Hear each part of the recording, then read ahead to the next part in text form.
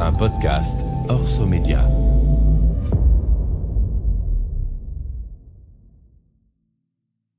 On les appelle des influenceurs, ou certains préfèrent créateurs de contenu. Ils ne sont ni journalistes, ni des professionnels des médias, et pourtant ils informent, divertissent ou stimulent les neurones de millions de personnes chaque jour avec leurs vidéos, leurs podcasts, leurs stories ou leurs newsletters. Je suis Christopher Simonelli, cofondateur du label de podcasteurs Orso Média. Et dans Follow Me, je reçois les acteurs de ce qu'on appelle la creator economy.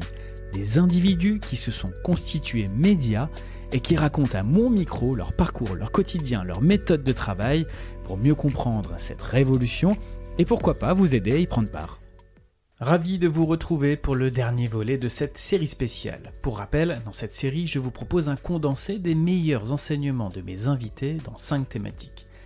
Après avoir parlé du lancement, de l'argent, des différentes plateformes et des commentaires haineux, place aujourd'hui à un sujet ô combien important, l'organisation de votre production. Dans cet épisode, vous allez entrer dans l'arrière-cuisine d'une dizaine de créateurs de contenu, tous référents dans leur domaine.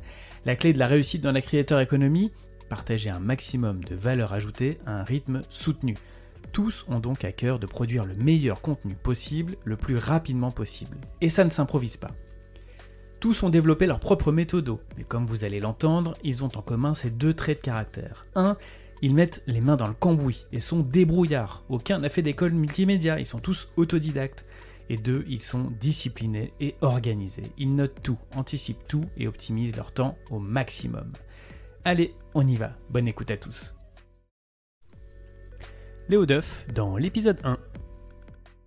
J'ai très peu d'organisation. Je te disais tout à l'heure que je poste peu de vidéos. La vérité, c'est aussi parce que je suis un branleur. Je gère ma vie professionnelle exactement comme j'ai géré mon bac. Et tu viens de sortir la quote de cet épisode. Parfait, très bien. Je gère ma vie pro exactement comme j'ai géré mon bac, c'est-à-dire que j'ai eu une mention, mais on ne sait pas pourquoi. Au talent, tu y allais au talent. C'est ça, mais je dis toujours que je suis à 10%, mais que ça suffit. Alors, c'est peut-être pas la meilleure citation d'entrepreneur que vous allez entendre cette année, mais j'y travaille. J'y travaille parce que je suis bien entouré et que j'ai bien compris qu'il fallait plus de rythme et qu'il fallait que je me pousse, que j'entraîne mon cerveau à faire plus de choses difficiles et à se mettre dans des situations inconfortables. Mais pour l'instant, ça m'a réussi aussi parce que je crois qu'il y a un phénomène dans le fait d'être un branleur qui fait que tu fais que le nécessaire et que ce en quoi tu es performant et que tu prends toujours le chemin le plus court pour y aller. Et au final, je crois que ça a marché parce que ce que je fais est pertinent en fait, du fait que je parte pas dans tous les sens, que je prenne un sujet très précis et que je le traite jusqu'au bout et je parle que de ça et je sais qu'une fois que ma vidéo est sortie, je vais pas avoir besoin d'en faire 2, 3, 4 par la suite parce que j'ai la flemme d'en faire 2, 3, 4 par la suite. Donc je mets tout dans une, je la délivre au public et c'est terminé, mon travail s'arrête là. Donc j'ai aucune organisation, juste il y a des sujets qui me passionnent et c'est ce qui me sauve la vie, c'est que j'ai besoin de faire ces vidéos en fait. C'est pas tellement pour gagner ma vie ou quoi, c'est que il y a un moment où je tombe sur un produit, je me dis putain c'est intéressant. Il y a ça et ça qui n'ont jamais été dit sur YouTube, sur Internet, etc. Il faut que moi je le raconte. JB alias The High Collection, c'était dans l'épisode 3 de Follow Me. Ce que je fais sur YouTube, c'est pas très compliqué. C'est du cut et après c'est des plans qu'on rajoute par-dessus. Donc je peux casser un peu le délire, mais c'est vraiment pas très compliqué comparé à d'autres qui vont faire des montages beaucoup plus complexes. Mais ça veut rien dire en vrai, parce que sur YouTube, tu peux faire des trucs hyper complexes qui vont pas marcher, des trucs super simples qui vont marcher. Donc voilà, de ce côté-là, c'est ça. Et c'est surtout en fait l'habitude. C'est depuis 10 ans que tu montes des vidéos, depuis 10 ans que tu fais toujours ça et que tu as appris à tout faire tout seul. Tu fais ça hyper vite. T'as ta main sur le clavier, ta main sur le trackpad, tu fais du cut, tu montes, et voilà, ça va tout vite. Mais au-delà du montage, c'est pour que ton montage soit rapide et facile, il faut aussi que tu aies, au moment où tu as fait ta captation, ta prod, que tu anticipes déjà le résultat final que tu vas avoir. Totalement, c'est les automatismes qui se mettent en place petit à petit. Et comme on sait, et enfin moi je sais que l'actualité, quand tu veux la faire et la prendre, il faut la prendre, mais directement. Genre après une conférence, tu sors une vidéo dans les 3 heures après. Tu sors pas la vidéo 3 jours après. Ça sert à rien. C'est un truc qui marche au moment voulu. Même, je crois que le lendemain matin, ça sert plus à rien parce que il s'est passé toute la nuit et il y en a d'autres qui ont peut-être publié avant toi. Donc moi, l'idée, c'est vraiment pendant la conférence, de prendre toutes les notes possibles et inimaginables. Et puis juste après, vraiment dès que le moment que la conférence s'arrête, parce que c'est souvent sur ces moments-là où je publie mes vidéos le plus rapidement possible. Tac, tu pars en prod. Ouais. Il y a tout mon setup qui est posé. J'appuie sur le bouton rec et en fait, je blablate, sans texte, sans rien. L'impro, j'ai tout ce que j'ai fait pendant la prod, c'est encore, dans la conf, c'est encore chaud dans ma tête. Je fais mon blabla. Puis après, je pars en montage. Mais si on prend l'exemple de ta vidéo là, que j'ai regardé ce matin sur Fitness Plus, ça va au-delà juste d'un plan cam où tu parles face cam, parce que on te voit en mobilité, il y a des plans fixes, il y a des plans larges, il y a des plans serrés, il y a des moments où tu es avec Pépé Garcia. Donc, c'est dans son montage, bon, c'est pas non plus un film de... C'est pas Spielberg, mais c'est pas non plus juste un reportage face cam où tu racontes ta vie, quoi. Voilà. Bah, c'est pas non plus très compliqué parce que c'est juste une organisation. En fait, dans n'importe quel métier, il faut être organisé. Et même sur YouTube, il faut être aussi organisé. Et encore plus quand tu es en déplacement, à faire avec un gros planning et que tu sais qu'en fait, tu as juste une demi-journée pour faire un tournage qui n'est pas du tout lié à ce pourquoi tu es venu. Donc du coup, je suis parti un jour avant pour avoir un jour avant et faire ce sujet-là. Et du coup, je m'étais dit, bah voilà, je vais faire ci comme ça, après je vais faire ça, après je vais faire ça. Je pars en montage, je vais voir si les plans sont bien, je vais faire doubler le plan pour avoir 2 axes de caméra différentes. Je vais changer de décor pour changer tout ça. Et en fait, voilà, c'est des automatismes qui font que une fois que c'est dans ta tête, tu le fais. Justement, sur l'organisation, comment tu t'organises? Tu as écrit déjà avant le script, on va dire. Tu sais ce qu'il y aura au début, au milieu et à la fin. Et tu fais tous tes plans en conséquence, ou bien tu t'adaptes? Je m'adapte. En vrai, il y a encore, peut-être encore jusqu'à il y a 2-3 ans, je faisais aucun script, rien. Parce que j'aimais bien parler comme ça et déblatérer de tout ce que j'ai dans ma tête et de tout ce que j'ai envie de dire. Depuis quelques années, j'écris, pas tout, mais j'écris en partie ce que je vais dire pour être sûr de ne pas oublier des choses que je dois dire. Parce que comme je sors 2-3 vidéos par semaine, et encore plus l'année dernière avec tout ce qui s'est passé, il y a eu encore plus de produits high-tech qui sont sortis. Et parfois, ça m'arrive d'être sur 2 ou 3 vidéos à la fois. Donc en fait, après, je vais m'y perdre. Donc maintenant, j'écris vraiment la majorité des choses. Puis après, je parle comme si je parlais là actuellement avec toi. Mais surtout, ce qui va être intéressant et dans les déplacements comme il se passe à Hawaï, c'est de faire un planning entre guillemets sur ton tournage, de dire bah voilà, il faut que l'intro soit tournée là. Après, il faut que ce plan du sport il soit tourné ici comme ça. Je vais faire un double cam, donc il faut que ça me prenne 20 minutes. Puis après, je vais changer de spot. Puis après, je partir en montage. Puis après, il faudrait que je pense la miniature. Donc pour la miniature, il faut penser à me mettre moi avec ci comme ça. Donc tu y réfléchis tout le temps. Et pendant que tu fais ton tournage, tu penses à la miniature, tu penses au titre, tu penses au montage. Et en fait, c'est moins sexy à faire, vraiment, parce que tu profites pas autant que si t'es juste vraiment là, c'était sur Apple Fitness Plus, donc c'est sur la partie sportive. Donc là, il fallait que je pense donc à la caméra qui me filmait, à faire du sport, à comprendre en anglais, mais à lire les sous-titres, à comprendre les mouvements, à regarder les gens qui me regardaient, à voir la météo, à savoir si le son était bien capté. Il y avait beaucoup de choses à gérer, mais c'était grave cool. Mais ça c'est des choses aussi que tu as, des méthodes que tu as acquises au fil du temps. Ça fait 10 ans que tu fais ça. J'imagine que tes toutes premières vidéothèques n'ont pas ça du tout. Absolument rien à voir avec celles que tu fais. Mais même il y a 1 an, quand je me compare il y a 1 an, même il y a 2 ans, chaque année je me compare, je me dis mais ouais, ça n'a rien à voir en fait. À chaque fois on se dit qu'on arrivait à un stade assez gros, assez haut en termes de qualité ou comme on peut faire, mais je me rends compte que chaque année ça évolue. Que ce soit sur la façon de tourner ces vidéos, sur le matériel, sur l'éclairage, sur tout ça, ça évolue tout le temps. Et c'est trop cool, je trouve, parce que ça veut dire qu'en fait, on s'arrête jamais d'évoluer. Adam Bross, youtubeur pop culture, dans l'épisode 4. Alors, je dois confesser que j'ai beaucoup de chance. J'ai un père qui bosse dans l'audiovisuel. Ok. Du coup, il m'a un peu aiguillé en me disant... c'est plus facile. Ouais. Exactement, iMovie, c'est pas mal, etc. Même s'il était en mode je te laisse te débrouiller. Et ce qui m'a sauvé, c'est YouTube, en fait, parce que... C'est-à-dire que je commençais le montage, je mettais la vidéo, et dès que j'avais besoin de quelque chose, moi je le tapais sur YouTube, et il y avait forcément un mec de 17 ans à l'autre bout du monde pour m'expliquer comment le faire. Ouais, et donc petit à petit, j'ai appris, j'ai pris en connaissance, et c'est comme ça que je me suis organisé, surtout avec des tutos, quoi. Caroline Jurado, l'experte des crypto-monnaies sur TikTok, c'était dans l'épisode 5. Faire une vidéo, ça prend 10 minutes, donc si j'ai l'inspiration, il peut y en avoir 10 par semaine. Hein. Yes. Comment tu fais pour trouver encore des sujets? Parce que t'as fait combien de TikTok là? T'as compté? Mais je dis encore depuis 365, tu vois. 300... Ouais, ça fait 1 an. Ouais. T'as démarré quand exactement? Ça serait drôle que ce soit l'anniversaire aujourd'hui. J'ai démarré la newsletter le 4 avril, et donc ça veut dire que j'ai démarré TikTok 1 mois avant. Donc ça fait 4 mars, tu vois, c'était 4 mars à peu près, ouais. Ok, on a passé ton anniversaire. Ouais. Joyeux anniversaire quand même. Et donc 365, ou pas tout à fait, parce que tu as 5 TikTok par près, bon, avec le mois en rat, bon, ok. Ouais. Comment tu fais pour trouver encore des sujets, encore des choses à raconter? Alors, déjà, l'actu, c'est une source de sujets, voilà. Ensuite, moi, j'ai un outil qui me permet de noter mes idées, qui s'appelle BER, BER.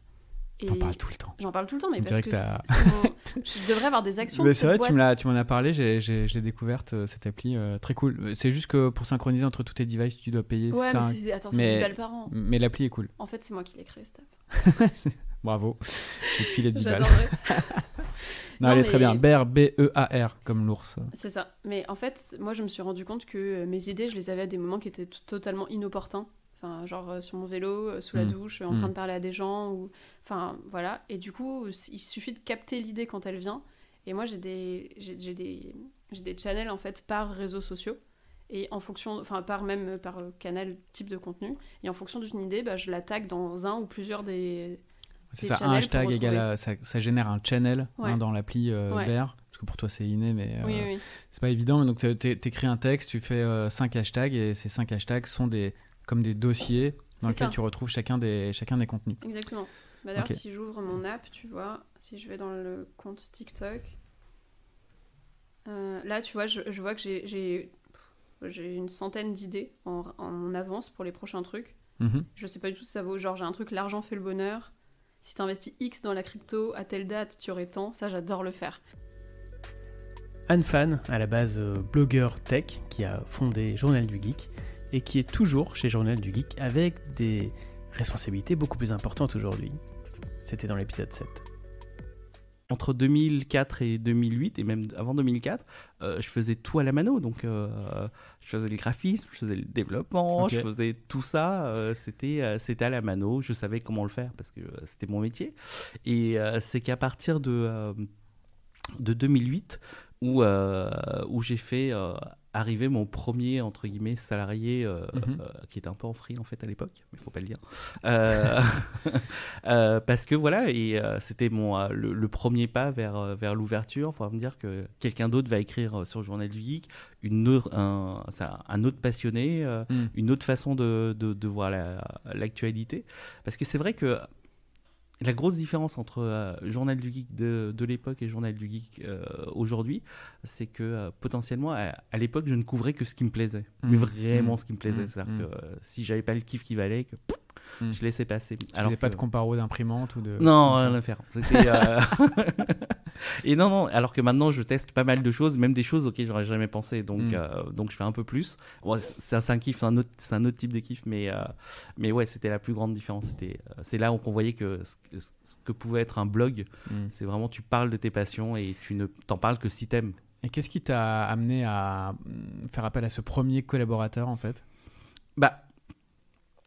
Sans doute l'ouverture. Là-dessus, je voulais... En fait, tu rentres dans un cercle un peu...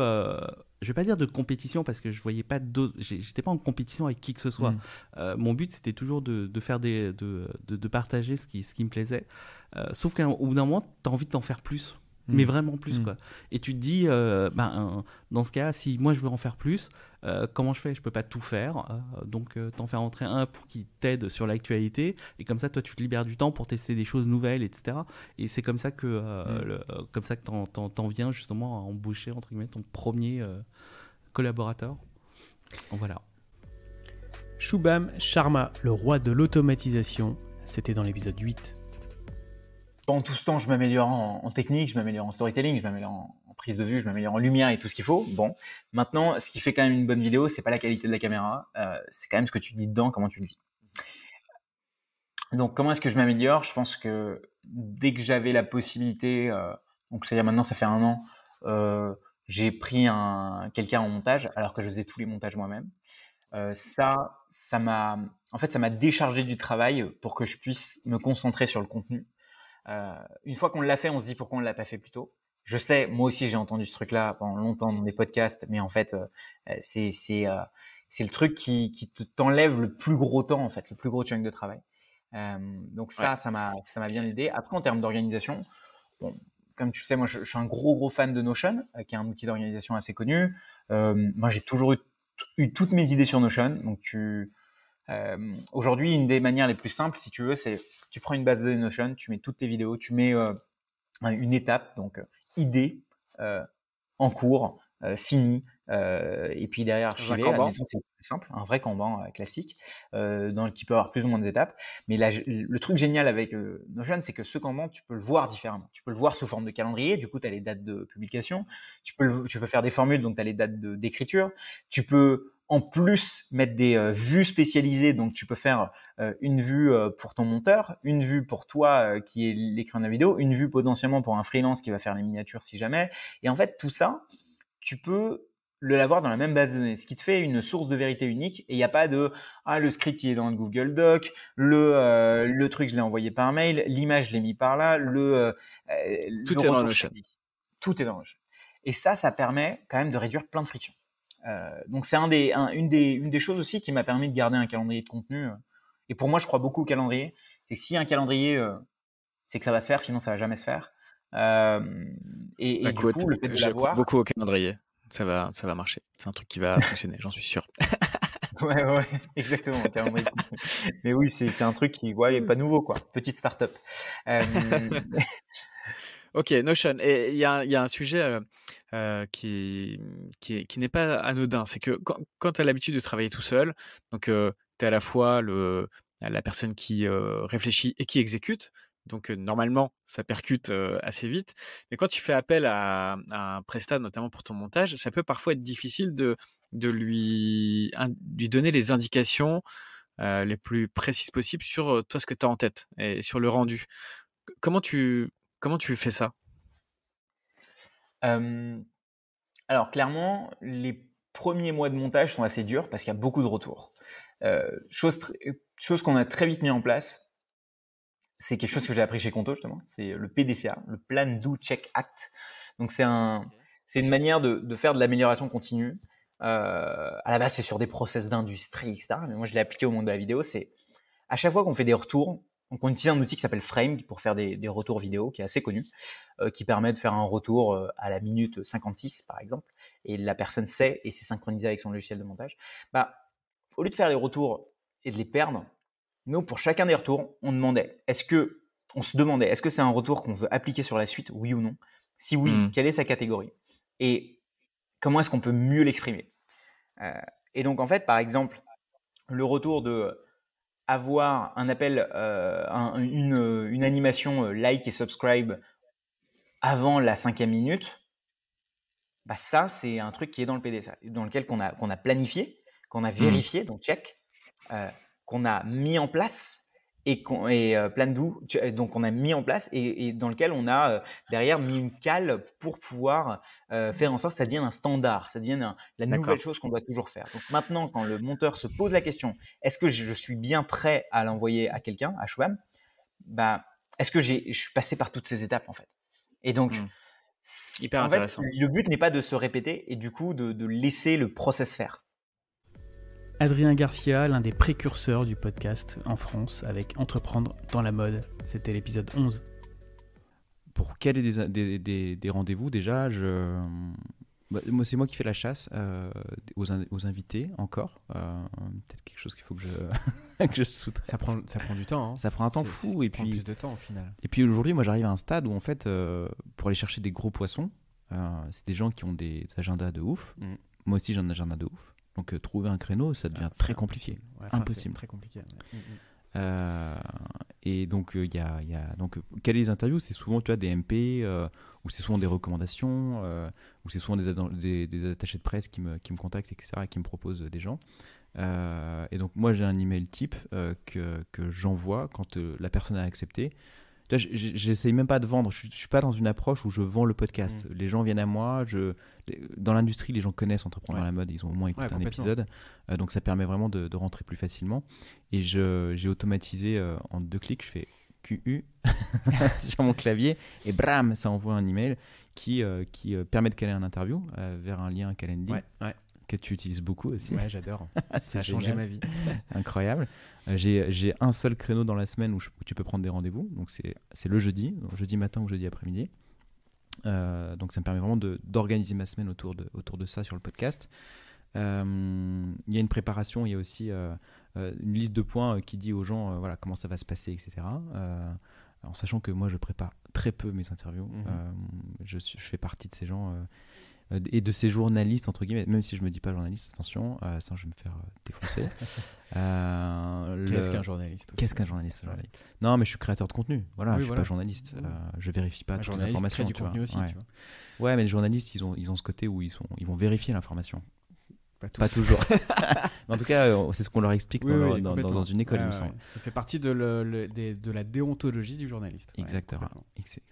Et donc, moi, je suis plutôt un créateur de contenu et je prépare pas mes interviews pour la simple et bonne raison que j'ai pas envie de tout savoir avant d'y aller, quoi. Si tu vas lire toute la biographie du mec, etc. Alors, ça a ses faiblesses aussi, mais en même temps, tu vois, comme je suis dans une écoute très active, que je rebondis sur ce que me disent les gens, le fait de trop en savoir t'empêche de poser des questions qui pourraient être hyper intéressantes pour ton audience. C'est vrai. Donc voilà, c'était un peu mon là-dessus. Et donc pas trop de préparation. J'envoie aussi un questionnaire de préparation où je demande aux gens un typeform, donc tout simple, où je dis... je redis comment ça va se passer, voilà les thématiques qu'on va aborder, quels sont les points que tu ne veux pas qu'on aborde, est-ce qu'il y a des points à ne pas aborder, et qu'est-ce que d'après toi il faut absolument aborder pendant le truc. Et je leur demande aussi un petit visuel, parce que toutes mes jaquettes qui sont aussi mes posts Instagram sont personnalisées, c'est nature morte d'objets qui représentent mes invités.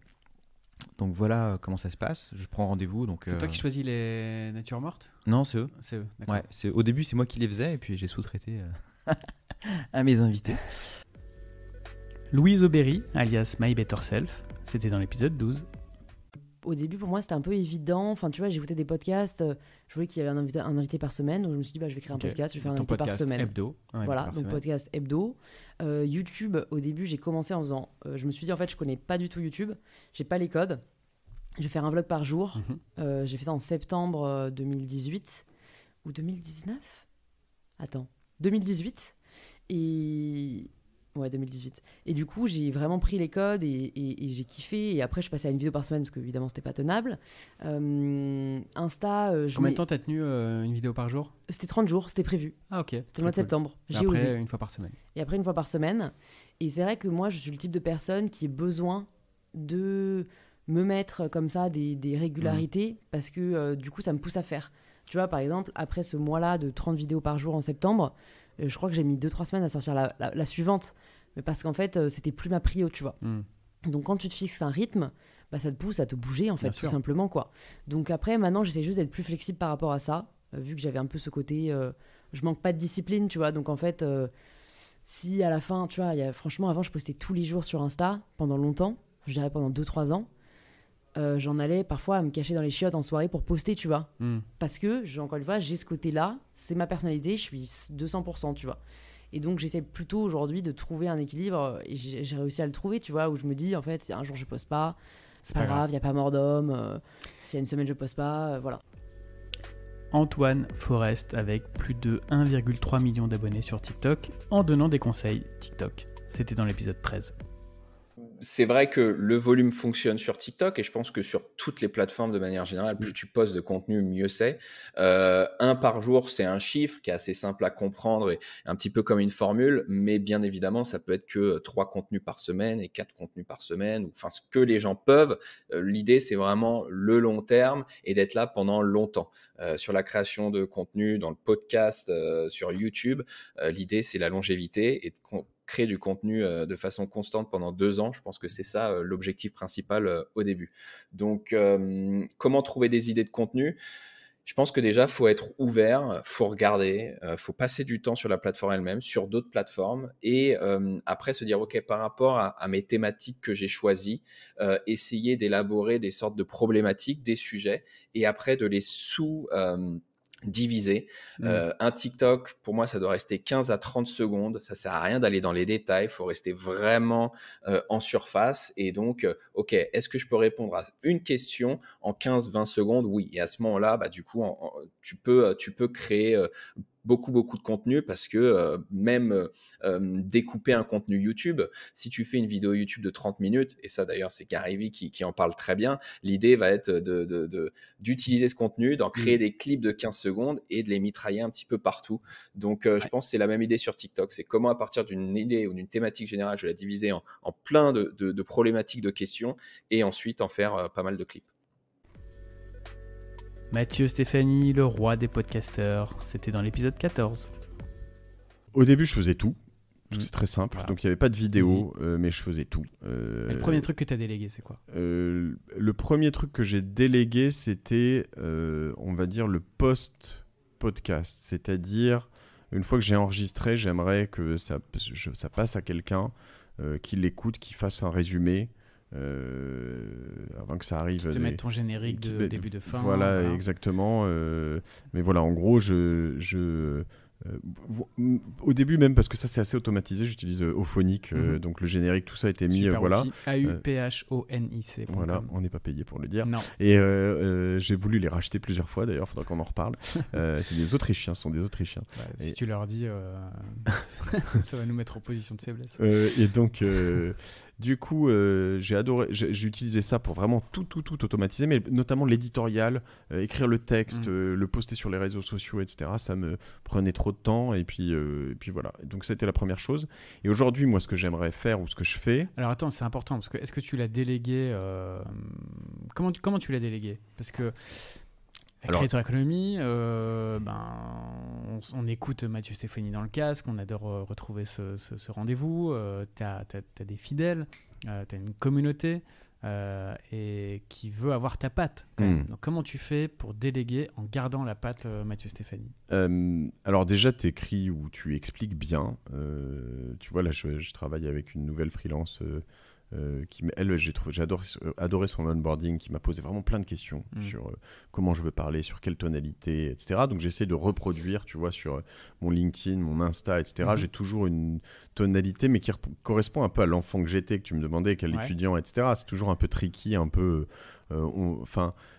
c'est pas c'est un peu rigolo, tu vois, c'est mon terme, j'en sais rien, mais sérieux sans se prendre trop au sérieux. Exactement. Donc tu vas apprendre des choses, il y a plein de trucs, de temps en temps j'ai des sujets très sérieux sur lesquels je rigole pas, mais finalement j'ai aussi des sujets sur lesquels en effet je vais parler avec Jean Covici de mon SUV et de mes voyages à New York.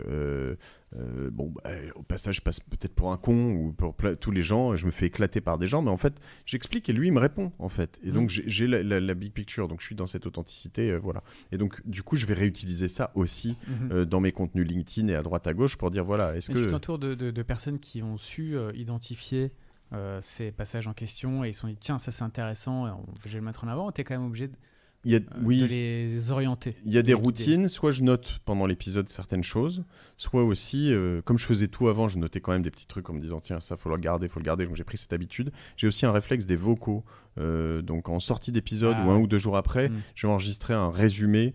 J'aime bien laisser passer un tout petit peu de temps pour me dire ok, qu'est-ce que je retiens de cet épisode, qu'est-ce que j'ai aimé, qu'est-ce que j'ai pas aimé, sur quoi on peut rebondir, tiens, un titre ça pourrait être ça ou ça, et du coup si tu le transmets, et je le transmets, je fais un vocal qui généralement dure entre 3 et 5 minutes, tu vois, et dans lequel tu as quand même un vrai digest de ce que j'ai aimé et de ce qu'on pourrait mettre en avant et ce qu'il faut retenir.